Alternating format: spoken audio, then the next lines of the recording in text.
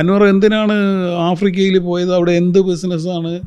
ഇവിടുത്തെ അമ്യൂസ്മെൻറ്റ് പാർക്കിൽ എന്താണ്? ഇതൊന്നും പാർട്ടിക്ക് അറിയില്ല. പക്ഷേ ഈ ഘട്ടത്തിലെല്ലാം പാർട്ടി അദ്ദേഹത്തെ ന്യായീകരിക്കുകയും അദ്ദേഹത്തെ വീണ്ടും സ്ഥാനാർത്ഥിയാക്കുകയും അദ്ദേഹത്തിന് വേണ്ടുന്ന ഒത്താശ ചെയ്യുകയും എല്ലാം ചെയ്തു കൊടുത്തുകൊണ്ടിരുന്നതാണ്.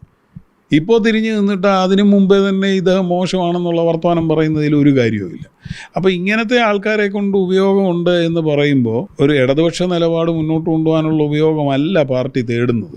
അതാണ് ആ കാലഘട്ടവുമായിട്ടുള്ള വ്യത്യാസം. അൻവർ ആകെപ്പാടെ ചെയ്തത് കാലാന്തരത്തിൽ അൻവർ പ്രതീക്ഷിച്ച ചില കാര്യങ്ങൾ അങ്ങോട്ട് വന്നില്ല. അപ്പോൾ ഇവരുടെ കൊടുക്കൽ വാങ്ങലുകളിൽ ഉണ്ടായ തെറ്റുകൾ ആണ് ഇപ്പോൾ ഈ പറയുന്നത്. ഇപ്പോൾ അദ്ദേഹം പറയുന്നത് കേട്ടില്ലേ, കോൺട്രാക്ടർമാരിൽ നിന്ന് പിടിച്ചു പറിച്ച കഥയൊക്കെ എനിക്കറിയാം, ഞാൻ പറയും എന്നാണ് അദ്ദേഹം പറയുന്നത്. എന്താണ് ഇവരെ അങ്ങോട്ടും ഇങ്ങോട്ടും പറയാതിരിക്കുന്നത്? എന്താ? രണ്ടുപേരും പിടിച്ചു വാങ്ങിയിട്ടുണ്ട്, രണ്ടുപേർക്കും പരസ്പരം അറിയാം. അപ്പോൾ പരസ്പരം ബ്ലാക്ക് മെയിൽ ചെയ്ത് കളിച്ചുകൊണ്ടിരിക്കുകയാണ്. അപ്പോൾ ഇതെല്ലാം കൂടെ ജനങ്ങളുടെ മുന്നിൽ വരുവാണ്.